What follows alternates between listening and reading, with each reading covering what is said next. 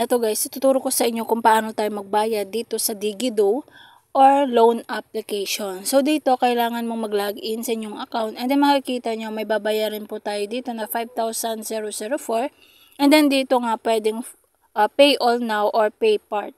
So dito, ayoko po mag-pay part kasi ma-extend po yung ano mo dito yung araw kung kailan ka magbabayad. So dito makikita nyo yung mga niloan ko dito.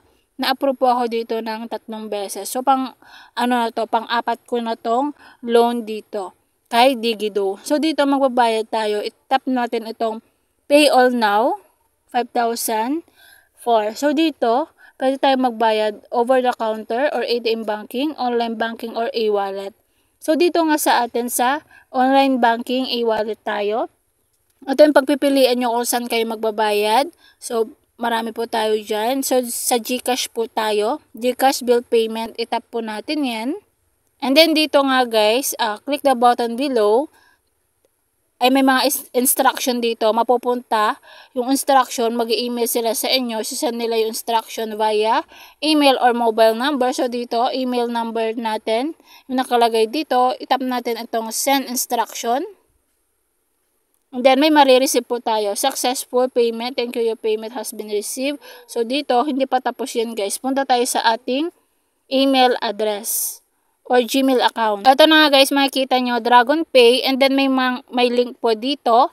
So, itap natin yan. And, ma-open siya sa ating Chrome. So, just once lang. Dito, makikita nyo, may biller name, may reference number, amount, and then description, and then deadline. So, may step 1 dito or step 2 na instruction para makapagbayad tayo kay Digido. So, dito, i-copy paste natin yung reference number. Copy natin yan. Or screenshot nyo to para hindi po mawala yan.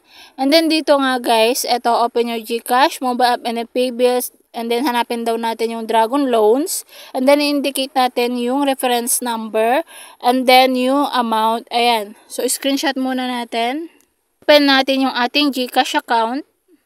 Kung makikita nyo, na-open na natin yung ating GCash account. May laman po na 6,806.60. So, dito yung instruction, itap natin yung bills para makapagbayad tayo kay Digido.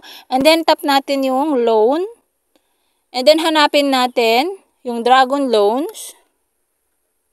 Eto siya. And then dito, ilagay natin yung babayarin natin na 5,004 pesos. And then yung reference number na kinopy-paste natin kanina. And then maglagay tayo ng contact number and then yung email address natin. Kung nailagay na natin yung information sa pagbayad natin, itap natin itong next. And then dito, Dragon Loans confirmation. And dito yun yung bills amount natin. And then service fee, 10 pesos. Yung reference number natin dyan. And then yung contact number and then email address natin and then i-confirm po natin.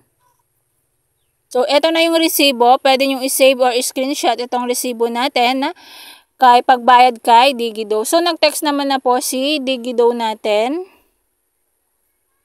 na tayo ay nakapagbayad na.